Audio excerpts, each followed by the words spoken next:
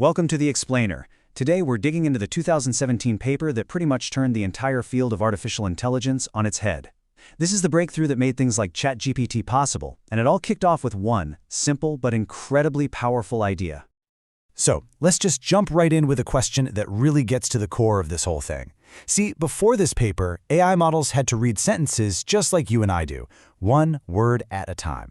But what if a machine could just look at a whole sentence or even a whole paragraph and get it instantly? To really get why this was such a revolution, we first have to talk about the problem they were trying to solve. Before 2017, the big players in language AI were something called recurrent neural networks, or RNNs for short. And let me tell you, they had a major speed limit. Yeah, so RNNs work kind of like we do when we read a book. They go sequentially, left to right. They process the first word, try to remember it, then they process the second word based on what that first word was, and so on and so on. This whole one thing after another process, well, that was the core of the problem. And this wasn't just some small hiccup. It was slow, like really slow. It also made it incredibly hard for the model to link words that were way far apart in a long text. Just imagine trying to remember the exact first word of a chapter by the time you get to the last sentence. That's exactly the kind of challenge these models were up against. And check this out. This table from the paper itself really puts the problem in black and white. With the old recurrent models, the amount of work it had to do, what they call sequential operations, grew with every single word you added to the sentence. That's the N. Same thing for connecting distant words. But then, look at self-attention. It's constant. It doesn't matter if the sentence is 10 words long or 1,000 words long, the connection is always direct and instant. And that brings us to the solution. It came from a team at Google, in a paper with this deceptively simple title. And they didn't just try to patch up the old method. Nope, they basically threw it in the trash and started from scratch. I mean, this was their claim, right there in the introduction. Just get rid of the slow, sequential parts, completely. They called their new architecture the transformer, and its engine wasn't that step-by-step recurrence. It was this single, much more powerful idea called attention. So what is this magic ingredient, self-attention? Well, it lets the model look at all the words in a sentence at the exact same time. It's like it can see the entire web of connections between all the words all at once, weighing how important each one is to every other one. It builds this rich map of context in an instant. So how does this actually work under the hood? It sounds complicated, but you know what? It's actually a really elegant process of questions and answers, all happening in parallel.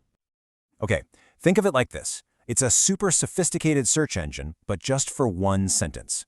For every single word, the model creates something called a query. And that query is basically the word shouting out to the rest of the sentence, hey, who here is actually important for understanding me?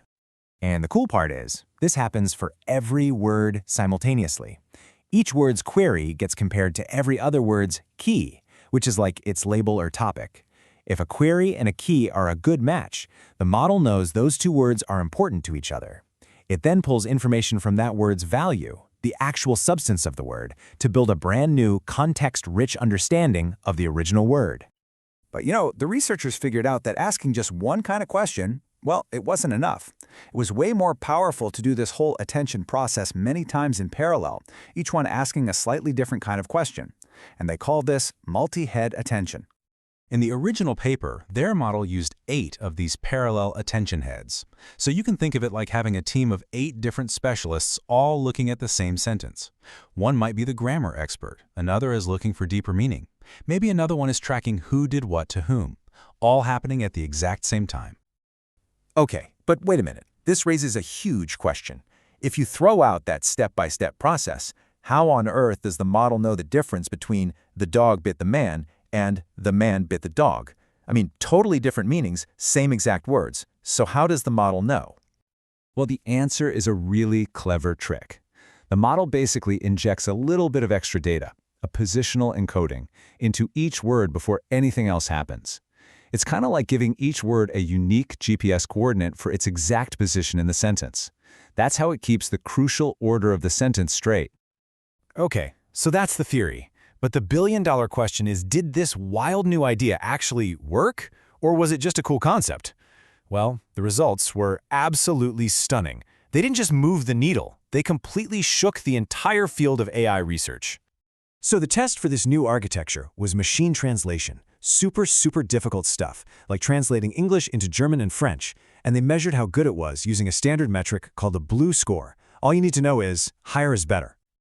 On that really tough English to German test, the big transformer model absolutely smashed the old record.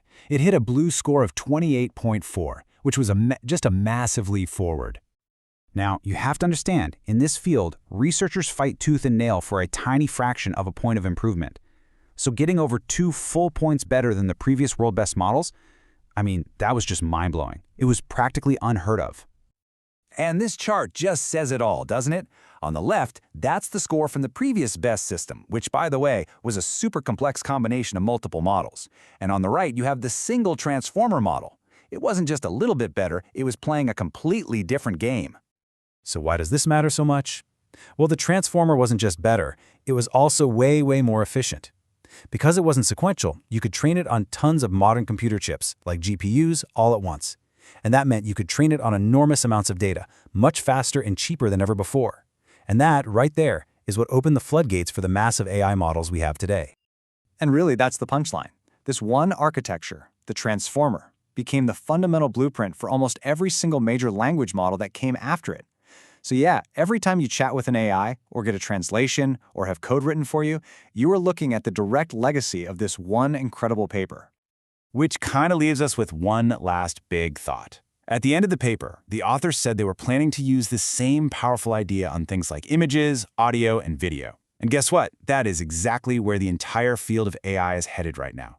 The attention mechanism didn't just solve language. It basically handed the entire field a brand new toolkit for thinking about intelligence itself.